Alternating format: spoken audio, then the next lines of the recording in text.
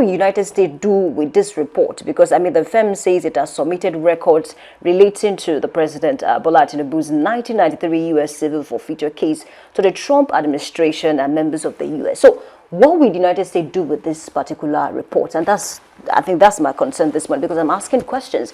I remember, yes, I get it. Nigeria and even other countries, they see United States as a big brother. They've been performing the big brother role for centuries, not even decades now.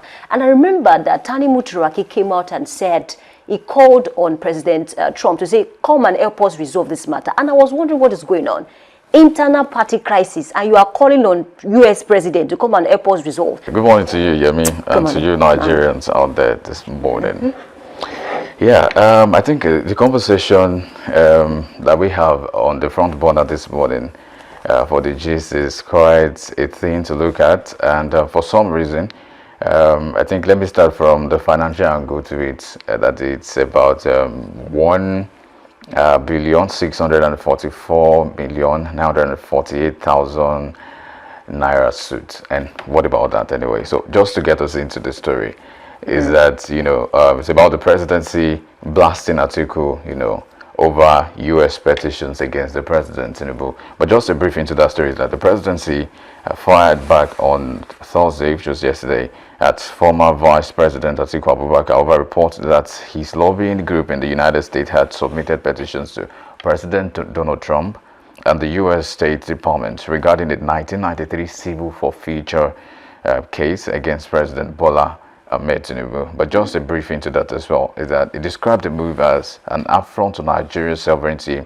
citing Atiku's own legal exposure in the United States.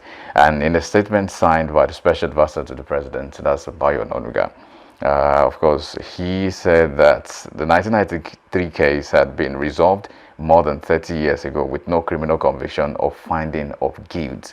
And maybe just to add to that, he said that reviving it through paid foreign lobbies was an attempt to externalize domestic politics and undermine Nigeria's sovereignty. So that's exactly the conversation. How much was taken for that lobbying firm how much was given by Atiku, to the lobbying firm in the U.S.? It's about $1.2 million. That we know. And maybe if you look at that, that's about 1.6 billion naira in Nigerian currency. But that's not even a big deal. Atiku is a big man. He has the financial wherewithal to do all of that. But the conversation has shifted to, you want to dry our dirty linen outside. And that's a conversation about externalizing conversations that can be solved within the political spectrum of the Nigerian state. But others would say, how long can we go to get into power? How long can a politician go? Is it to spend 1.6 billion money in our water? And even not just that, does he also undermine the public image of the country? They probably don't care. And so that's the conversation, especially from the angle of the presidency, to say, you know what, this is the wrong thing to do. You can't just put out the president in this manner when you also have your hands soiled. And I think that's one of the conversations that makes it interesting. So it's a do me, I do you kind of situation where everybody's trying to spread. If you spread out dirty linen, I'm so glad to tell you that you also have yours. Because just a brief into that as well. The presidency also said that Atiku should not be the president. I think that's one of the claims of the presidency, should not be you, because you also have issues with this same company, the United States. There was a case that, had been linked to someone that you want dated, I think Douglas at the time, and some other things about being involved in that controversy. So it's all about, for the presidency now, whoever comes to equity must come with clean hands. So I think that's the conversation from them, to say you do not have the moral standard, the moral justification to come and apprehend someone, or to come and put up a case that's been buried when you're also not as clean as is saying. So it's a conversation of you, not you. But anyway, maybe you should look at the conversation squarely, and that will probably help us to understand just into the story, particularly about the president. This was a case that was brought up again in 2023 during the elections, and then the Supreme Court gave an order that this is inconsequential to the to Bola Tinubu running for presidency, and so they dismissed that case because they felt, well, there's no moral grounds, there's no ground for this to stand as a legal case that can deter him from becoming president. And so that was the conversation. But again, a lot of people are saying that sometimes it's more about international politics in this kind of sense, because there were cases where people alleged that the president and the Chicago University certificate forgery was also a conversation, and then probably, according to some people, they said the United States government did not want to double down on that issue because they didn't want to cause chaos for the Nigerian state, because that could have meant that a lot of people would now begin to look down, or how do we put the word now? Maybe not believe or not trust the president, in that sense, to say maybe the president is not qualified, because if he can tender something that was forged or that is a fake document, then it means that this person is culpable, this person is a forger, and this person does not stand the moral grounds and the moral, standing to become president. But yes, he's the president. The claims of the opposition, which is okay, so that's on the other hand of things. But largely, I just want to say, how much can politicians go? How far can they go? How much can they pay to ensure that they become elected into the office? And well, I'm just hoping that things will turn out the way they should, because sometimes I wonder if this is the right way we want to go. Litigation again here and there, something that they said had been killed 1993, I mean about 30 plus years ago, is what you're bringing back. But I'm not even a party to maybe siding with the vice president or siding with the president. Me, what I want personally, if there's a case about it, let it be tried fair and square. Let it be obvious that he was not wrong, he was not culpable, one. And the other way to maybe to now say, whatever goes around comes around. If you want to sell your country at a very cheap price, you will not buy it at an expensive price too. So we should be careful about what we push out, especially the international community, because the image of this country, the image of the Nigerian state is just as important, even much more important than your preferences and your political ambition. So let's protect the image of this country. We've had a lot of soiling. They've soiled a lot of things, reputations about this country already. We don't want to add to all of that. So instead of adding to that, can we look out for other things to do instead of just, we probably maybe go to any other court, which I'm not sure there's going to be a case on that. But if you have an issue that you think they should investigate, while I also support that we should have international, or should we say independent or external investigators, I also believe some issues can be resolved within the context of the Nigerian state. So I'm hoping that he did that in the best interest of the nation. But if he did not do that in the best interest of the nation, which a lot of persons are saying, I think there should be a stop to these kind of things, especially in the public eye of the world. Right. So let me take you from the angle of the Chicago case. The old university, you were not a member of that school. I was a member. And I remember Reno Mokri, towards the election period, he particularly traveled to that university, did the research, and then came back to say a lot on national TV. Bola Ahmed Tinubu was never a student in that school. He's a this, he's a that. And then fast forward to 2025, this same man came back to say, okay, that was what I thought that time, and then I've decided, or I've been able to make sure that those things are not actually true. And so he said, okay, all of those things are not true. Now I have a different opinion about the whole case, and that's about that. And now let's talk about Vice President Atiku. So according to the news, Atiku Abubakar hired a U.S. lobbying firm on a reported $1.2 million 12-month contract. Why would he spend that kind of amount of money? Yes, he's a billionaire, he has the money, but then why would he spend that kind of amount on a case that happened about 30 years ago in 1993, and the case, according to the presidency, has been solved? So it means maybe there are certain things about that case that we still need to look at. And then what will the United States do with this report? Because the firm says it has submitted records relating to the President Bola Tinubu's 1993 U.S. civil forfeiture case to the Trump administration and members of the U.S. So what will the United States do with this particular report? And I think that's my concern this morning, because I'm asking questions. I remember, yes, I get it. Nigeria and even other countries, they see United States as a big brother. They've been performing the big brother role for centuries, not even decades now. And I remember something funny happened in 2025, and that was when the PDP was going through, turmoil. Mass goes here and there, especially around the party, secretariat in Abuja. And I remember that Tani Muturaki came out and said, he called on President Trump to say, come and help us resolve this matter. And I was wondering what is going on. Internal party crisis, and you are calling on U.S. president to come and help us resolve. So I'm wondering, are there other issues that we also call on him to come and solve for us? So, but then that's that about. I'm just trying to tell you that, we have come to a point where by Nigerians feel if they cannot, solve a case internally, the next thing is to call on U.S. president, because they know that, he will always be interested in cases like this.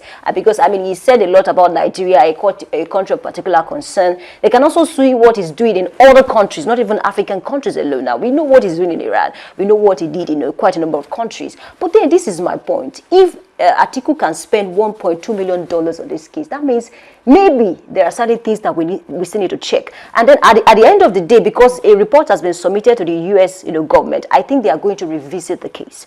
Because at the end of the day, they will not just say, okay, you submitted a report, we are not going to look at it, because he hired experts. He didn't just hire Nigerians, he didn't hire any other. I'm not saying Nigerians are not competent. I hope you get that. But he hired these people and paid them this amount of money to just look into the case. So we need to begin to ask questions. Yes, about 30 years ago, but then the case is back now, and Nigerians, they're already feeding on the matter. You need to check the internet, especially X, and see what people are saying about this particular matter. So we want to know what actually happened 30 years ago. Yes, the case was solved and then the president was absolved of anything, but then I think I read another report that said the current president that we have now, opened some U.S. account, and he was doing quite a number of things with those accounts, and then that's like the basis of the matter. So at the end of the day, I'm just looking forward to see how U.S. will handle this matter, whether they're going to revisit the case and then open it afresh, and then take in people's comment on the matter. I don't know how they're going to do it, but Nigerians want to make sure that the U.S. will do something about it. But then there's also another angle. What if the United States decide not to do anything about the case? What will happen now? So will this put an end to people going to the United States, or maybe calling on Trump to come and actually speak on certain issues, or maybe check certain issues for us in the country? So it depends on whether Trump is going to respond to this matter or whether he's not going to respond to the matter. And then I think we have been talking about it in this country that opposition parties, or let me say opposition leaders, are not doing so much in terms of making sure that the ruling politicians are brought to book, or they are accountable to Nigerians in a way. And there's another headline I want us to look at, because Atiku is not just talking about this old case of 1993. He's also saying something else that we really need to talk about this morning, and it has to do with building or houses and then palaces for monarchs. And then he said you have no business building 22.15 billion naira palaces for monarchs, and Atiku is selling Tinubu. He said you cannot do that. So beyond the whole U.S. case, Atiku is doing so much, trying to say you need to come and account for these things. I mean, according to the Constitution, you really cannot set aside that huge amount of money to build palaces for the monarchs. I mean, according to the Constitution, that's the duty of the state government or the local government. But then the president is saying we want to do this 22.15 billion. That's a huge amount of money. So beyond the OUS case, Atiku is saying a lot about the budget. Don't forget about the whole case, or about this ADME's case that we are still talking about. Okay, a huge amount of money, 1.3 billion naira, was set aside in the budget for the commission of one entity that does not exist according to the federal government. So all of it, I don't want us. It's okay to say Nigeria is a sovereign nation. Yes, we are a sovereign nation, and then no other country, no president can actually come and tamper with whatever it is we are doing, except we call on those people. So that's why I said it depends on whether the United States is ready to take up this matter and then reopen the case. Because it doesn't matter, I think from what I've read, and then even from things I've seen over time, so when a case happened maybe 30 or 40 years ago, if there's a strong evidence, and then we watch this in movies, but then it will even happen. It can happen in real life. So if there's a strong evidence on that case, they can reopen it, they can revisit it because of the strong evidence. And so that's what I'm saying. It depends on whether the reports that was submitted to Trump, or let me say the United States now, whether it's strong enough to revisit the case, to reopen the case. And that is when we can begin to talk about all the people coming in, and then they can now maybe call on President Bola Ahmed Tinubu to come and face a panel and then explain himself. Yes, it was solved 30 years ago, but then if that evidence, or let me say the report, is strong enough, maybe they can revisit the case, really. I think you're spot on. But lastly, let me just add to what you've said. And sometimes when we have issues, I think one way to look at issues is to look out for what are the known objectives. If someone is waging a war, why is he doing that? what does it stand to gain? Now, first, so let's look at the former vice president, Atiku Abubakar. What's he looking for? It's clear, presidency. That's one thing we know, that Atiku is looking for presidency. He wants to become president. It's all about that. He's been there for a while and he wants to. So yes, we understand that. So again, if we look at that particular objective, how consequential is the case he's bringing to becoming president? Some would say maybe, because it will form a dent maybe on the image of the president to say he's not as good as you people think. But does that take away from what he's doing in governance? Because at the end of the day, the people would want to see him not function well before they can take him out. Function in terms of governance, in terms of security, in terms of every other thing like in the country, right? So if he's not culpable, if he's not weak, if he's not underperforming in those instances, then the point is, can he be overthrown in that sense? Whatever the US government will even bring might not even be that consequential to re-election in terms of the president coming back to become the president, to retain his position. Because whatever they claim is not exactly the way Nigerians will see, because Nigerians are the ones who are going to vote. It's not the international community that would vote. Nigerians will vote, but what Nigerians will need to vote are the metrics, the KPIs of this administration, the key performance index or indices as you may. So that's what they look out for. Is this presidency or is this administration doing what they should do in terms of helping the country? Maybe yes, maybe no, but that's on the people. They will decide, and not the US government. So I just wanted to clear that the objective of the former vice president is clear, Atiku. But again, will that mean that it's very consequential? I mean, the kind of case it's trying to present, will it be consequential come 2027 elections? That I'm not sure. And then really, in a way, I don't want us to politicize the matter that it is majorly because of the next elections. Because in 2023 or even in 2022, there were a lot of cases, about President Bola Ahmed Tinubu, and at the end of the day, he still won the election. So I really do not want us to politicize it anyway, because at the end of the day, we should be able to bring people accountable, whether they are serving currently or not. And even Atiku himself, I think you mentioned there are cases against him as well. And then even the president, I watched a video where he said Atiku himself is not a saint. I remember President Obasanjo, let me say the former president, wrote a book, in his book, My Watch, and he said what Atiku took while he was VP train can feed millions of people for years, according to him. So he said a lot about him. He's not also a saint. But good luck to these people. That's why I said it only depends on whether the US is willing to revisit the case, and if the report that was submitted by the expert, is strong enough to actually, reopen the case. And I think it's a fine place to leave that discussion this morning. We take a short break. When we come back, we move on to newspaper headlines and analysis. We'll be right back.